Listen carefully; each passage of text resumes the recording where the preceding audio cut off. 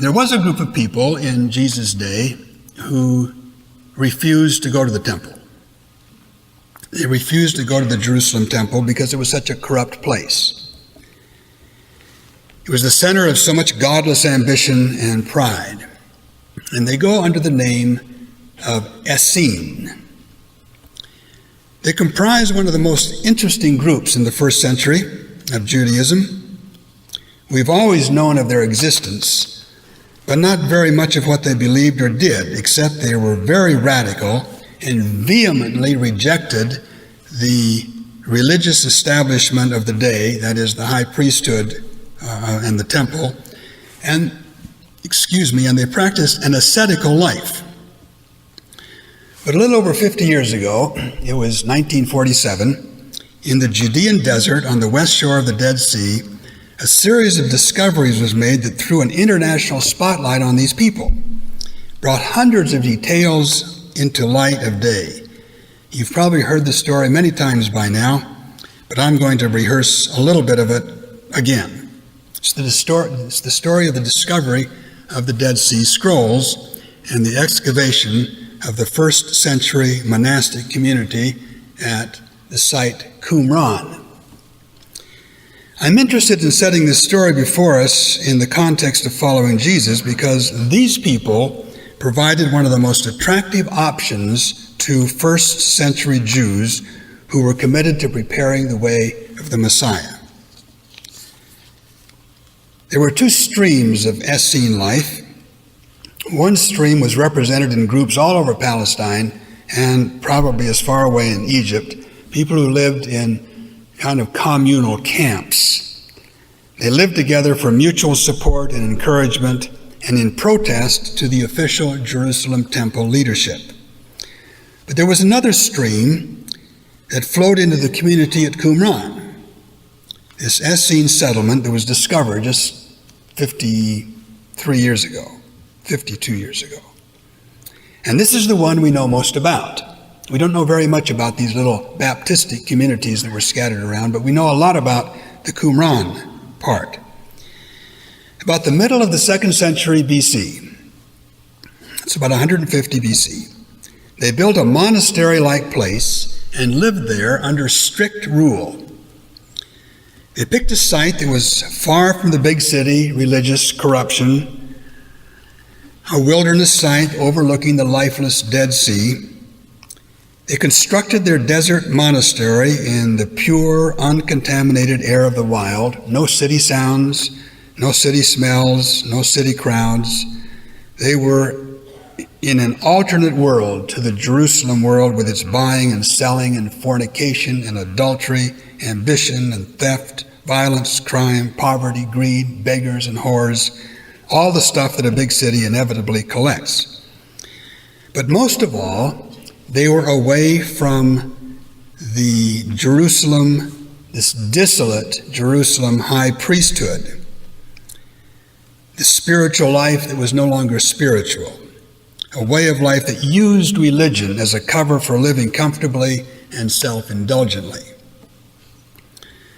So in their alternate way, radically alternate way, the Essenes crafted a simple, focused, morally pure, scripturally exact life that contrasted in almost every way to the world over which Caiphas resided. The Essenes were a spiritual elite who set themselves up to create the conditions in which the Messiah would arrive. They were the Green Berets of the kingdom, the special forces. They were highly trained, highly disciplined, single-minded, a community of men who had no sympathy with sloth or sloppiness or sin. A high priest in the Jerusalem temple, a predecessor of Caiphas by 150 years or so, provided the impetus for the formation of this community. The high priesthood was pretty bad, as I have mentioned, turned into what we now see in Caiphas, a place of power and privilege, no concern for God, no concern for people's lives before God. And it's the period that we label Maccabean, when the Maccabean War was going on and the kingdom was set up. We don't know who the priest was who pushed people over the edge. But somebody did it. Somebody was so bad that he just outraged the sensibilities of devout Jews and set things off. There are several candidates for the honor or dishonor, but what these people called him was simply the wicked priest. They wouldn't dignify him with a personal name, so he just gets the label, the wicked priest.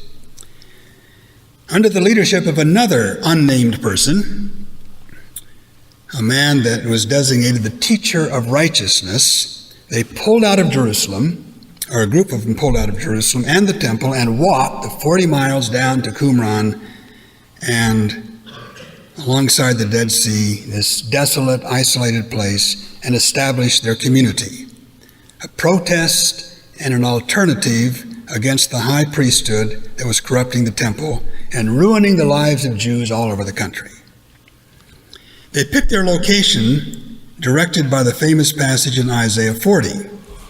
In the wilderness, prepare the way of the Lord. Make straight in the desert a highway for our God. That's what they were doing. They were preparing the way of the Lord. They were Messiah watchers. They were getting ready for Messiah.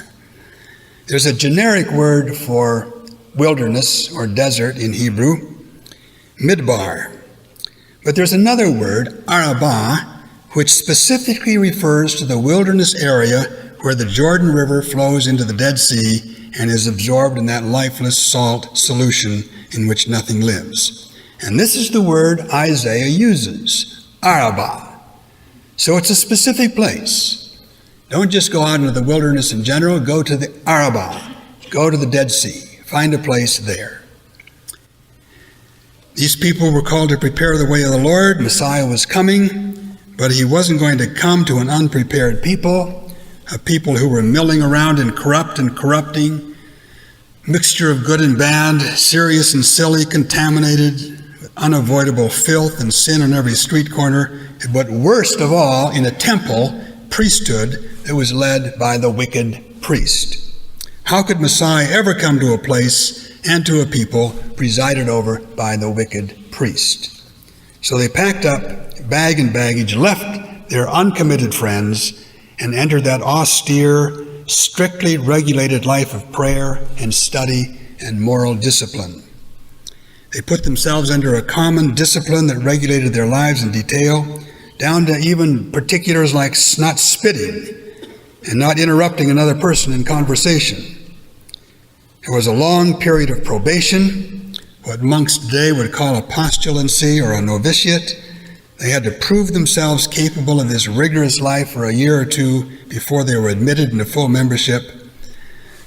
The Qumran community was very likely all males and celibate, although that's not completely clear. The Essenes who lived in all various camps around Palestine lived with their families. They were completely self-sufficient, provided their own food and clothing and shelter. They were scrupulously careful about matters having to do with purity. Ritual washing, what they called their mikvah, was a feature of their daily life. Communal meals centered their life. One of their most prominent activities was copying out the scriptures and commenting on them. And that work resulted in the now famous Dead Sea Scrolls. They had a strong sense of the end time. They knew they were living in crisis. Messiah was coming, and their job was to prepare for it. They had one document, we call it the War Scroll, that describes in detail the spiritual warfare that they believed characterized life at the end of an era. At some point, the skies were going to be full of angels, a cosmic war would break out, Messiah would come down, cleanse his temple, make short work of the wicked priest and the man of lies, and then the new era would begin. Some people think that John the Baptist may very well have been a part of that Qumran community in the desert. We know that it was the practice of the Essene community to take in young boys and raise them, training them in the way of the Lord. Here are some details that lead some of us to think that John was, at least for some period of time, an Essene. John's parents were old when he was conceived and born. It's very possible, probable, that they died when he was still a child. The text in Luke on John tells us that the child grew and became strong in spirit and was in the wilderness till the day of manifestation. The conjunction of those words, child and wilderness, suggests that it's certainly possible that John was one of the young boys that the community had taken in. There are added details. John's text from Isaiah, "Prepare the way of the Lord," was an Essene text. Preparation for Messiah was the heart of their lives. John's austere clothing and diet, plain and simple, is reminiscent of the Essene ascetical life. The baptisms that characterized his work sound Essene. The Qumran community had a baptistry at the center of their common life. And the location of his first appearance at the Jordan near the Dead Sea is not far from the Qumran site. None of that, of course, is certain, but it does set John's ministry as the one announcing Jesus firmly in a context of urgency and serious moral commitment.